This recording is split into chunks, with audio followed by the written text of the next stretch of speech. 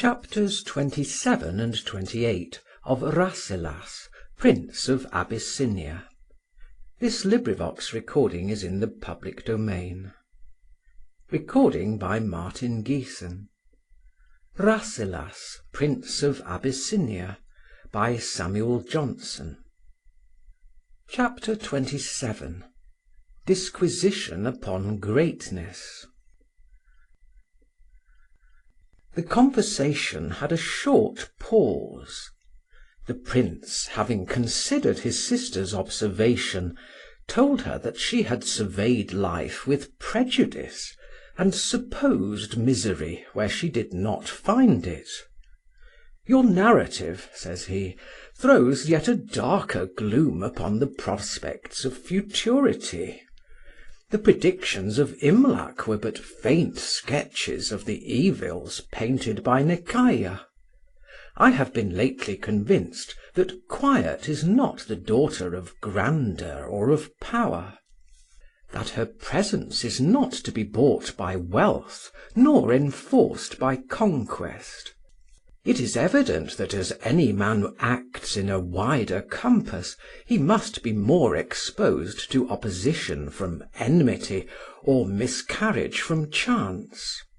Whoever has many to please or to govern must use the ministry of many agents, some of whom will be wicked and some ignorant.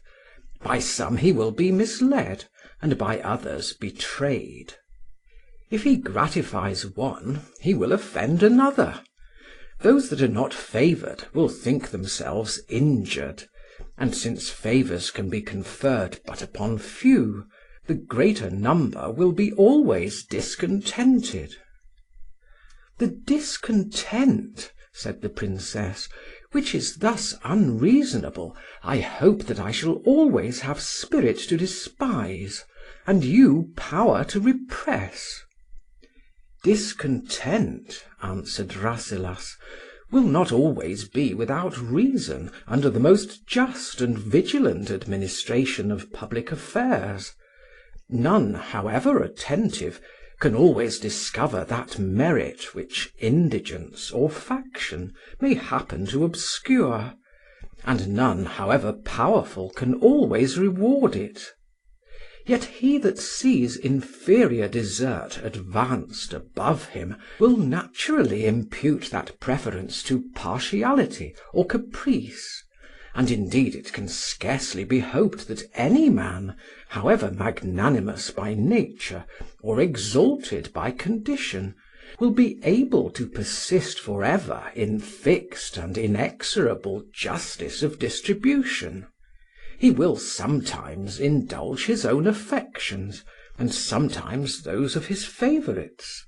He will permit some to please him who can never serve him.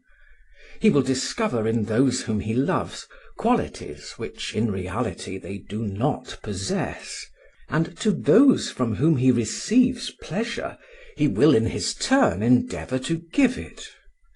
Thus will recommendations sometimes prevail which were purchased by money, or by the more destructive bribery of flattery and servility. He that hath much to do will do something wrong, and of that wrong must suffer the consequences. And if it were possible that he should always act rightly, yet when such numbers are to judge of his conduct, the bad will censure and obstruct him by malevolence, and the good sometimes by mistake. The highest stations cannot therefore hope to be the abodes of happiness, which I would willingly believe to have fled from thrones and palaces to seats of humble privacy and placid obscurity. For what can hinder the satisfaction or intercept the expectations of him whose abilities are adequate to his employments, who sees with his own eyes the whole circuit of his influence, who chooses by his own knowledge all whom he trusts, and whom none are tempted to deceive by hope or fear? Surely he has nothing to do but to love and to be loved. to be virtuous and to be happy. Whether perfect happiness would be procured by perfect goodness, said Nekayah, this world will never afford an opportunity of deciding. But this at least may be maintained, that we do not always find visible happiness in proportion to visible virtue. All natural and almost all political evils are incident alike to the bad and good. They are confounded in the misery of a famine, and not much distinguished in the fury of a faction. They sink together in a tempest, and are driven together from their country by invaders. All that virtue can afford is quietness of conscience and a steady prospect of a happier state. This may enable us to endure calamity with patience. But remember that patience must oppose pain. Chapter 28. Rasselas and Nekayah continue their conversation. Dear Princess, said Rasselas, you fall into the common errors of exaggeratory declamation, by producing in a familiar disquisition examples of national calamities and scenes of extensive misery, which are found in books rather than in the world, and which, as they are horrid, are ordained to be rare. Let us not imagine evils which we do not feel, nor injure life by misrepresentations. I cannot bear that querulous eloquence which threatens every city with a siege like that of Jerusalem, that makes famine attend on every flight of a locust, and suspends pestilence on the wing of every blast that issues from the south. On necessary and inevitable evils which overwhelm kingdoms at once, all disputation is vain. When they happen, they must be endured. But it is evident that these bursts of universal distress are more dreaded than felt.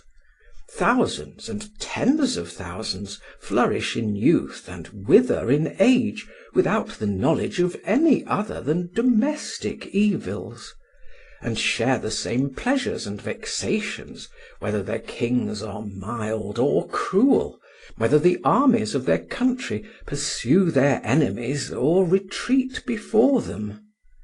While courts are disturbed with intestine competitions, and ambassadors are negotiating in foreign countries, the smith still plies his anvil, and the husbandman drives his plough forward.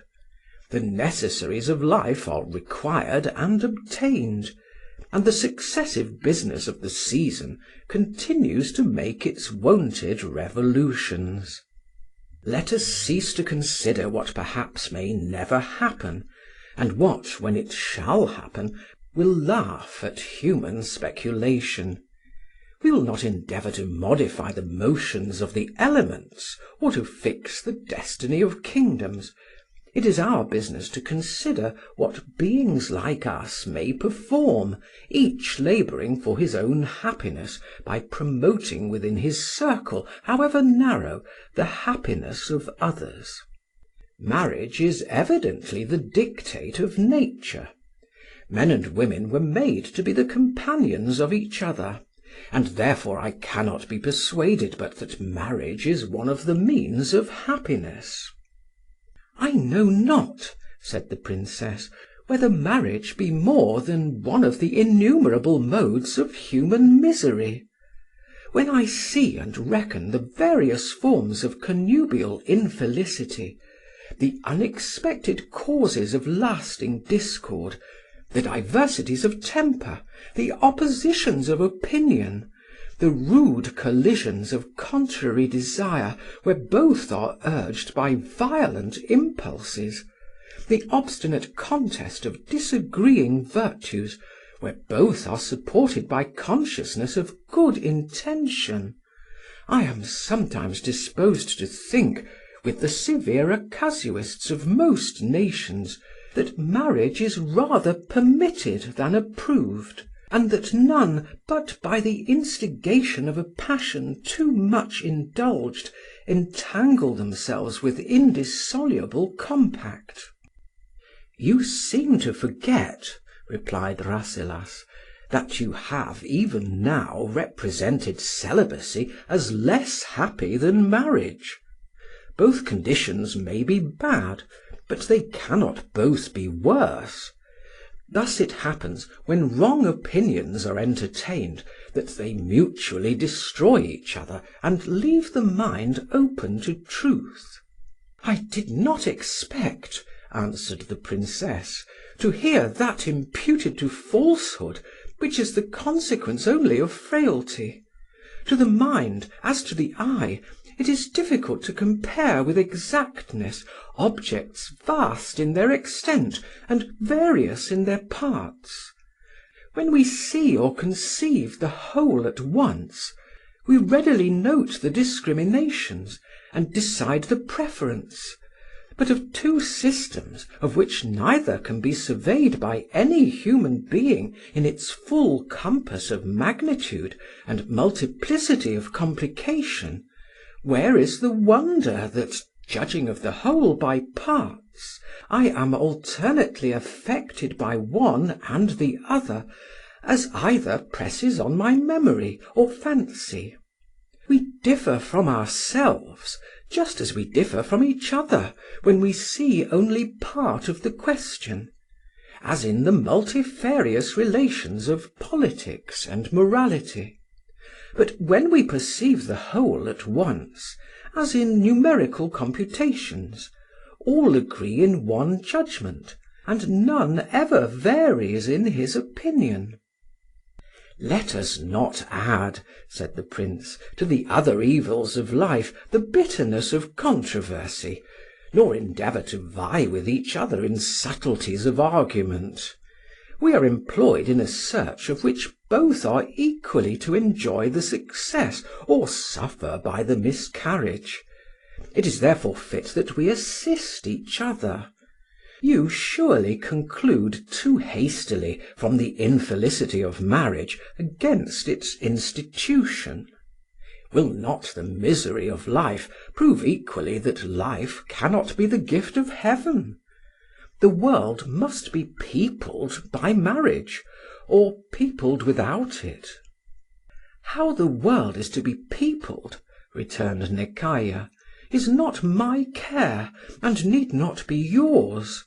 I see no danger that the present generation should omit to leave successors behind them. We are not now inquiring for the world, but for ourselves. End of chapter 28. Recording by Martin Geeson in Hazelmere, Surrey.